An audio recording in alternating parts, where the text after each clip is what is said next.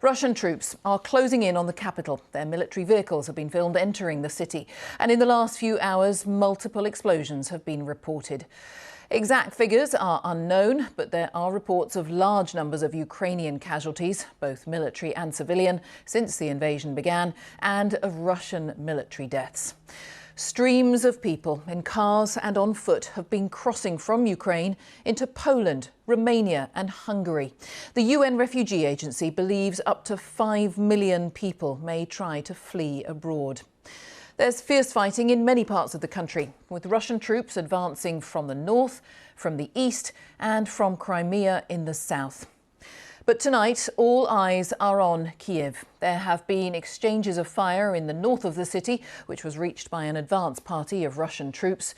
Ukrainian authorities say 18,000 machine guns have been handed out to volunteers who want to defend their capital, while Russia claims it's taken control of the Hostomel airfield to the northwest of the city, important for international cargo and a key military airbase. In our first report tonight, our correspondent Nick Beak looks at the day the nation's capital came under attack. The early sirens wailed in Ukraine's capital once more. But this was no rude awakening. No one had been able to sleep. The latest Russian bombardments had hit yet more homes. Injuring the very civilians the Kremlin promised had nothing to fear from what it calls a targeted attack on the Ukrainian military.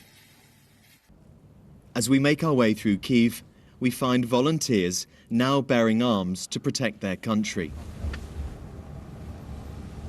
We soon see signs of a battle drawing ever nearer, as well as those bracing themselves for a last stand.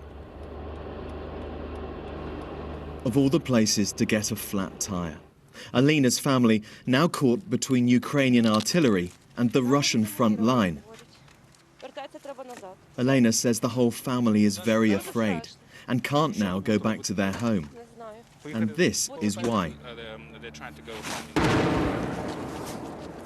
What do you think of what Vladimir Putin is doing to the Ukrainian people? Що ви думаєте, що Путін робить? This is him, Elena's mother tells me. You can hear the artillery. That is outgoing fire from Ukrainian forces. That family has just left. The fear here is that very soon Russian forces will be making their way down here to take the capital. At the same time, Ukraine's president was trying to reassure a nation, pleading with the world to help them. For the second day, our cities experienced rocket and bomb strikes. Masses of tanks as well as airstrikes, which are similar to those which Europe has already seen during the Second World War and about which it said never again. But this is now how it is. It happens again.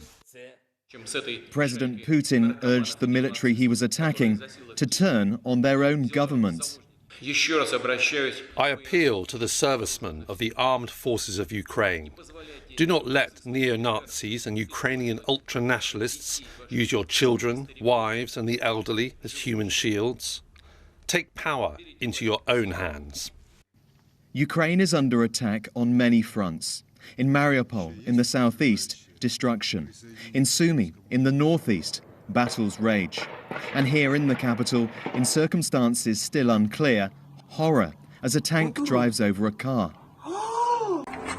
Incredibly, the driver survived.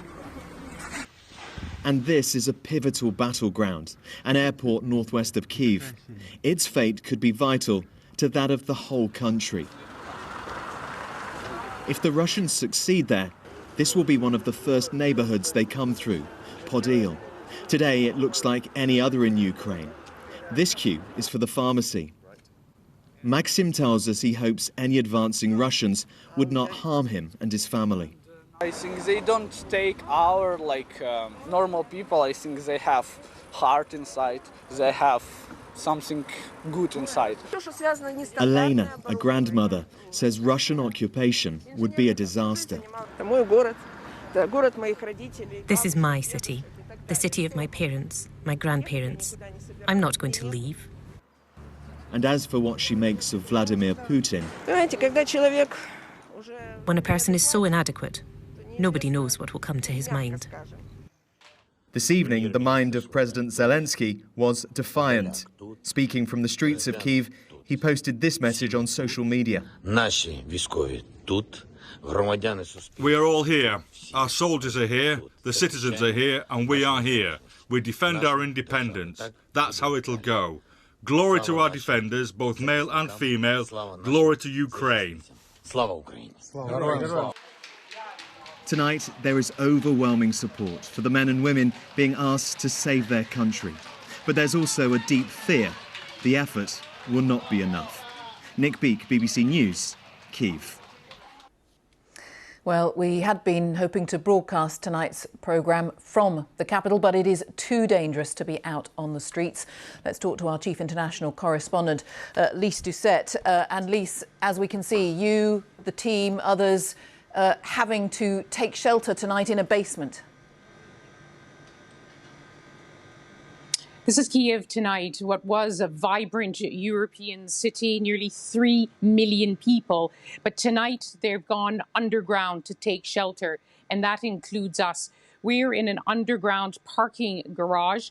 Many others are here. We could just show you where we are. The chairs all lined up. Cots have been brought out. You can see the urns of coffee and tea in the distance. This is where we're going to have to take shelter through the night, and we're not sure for how much longer.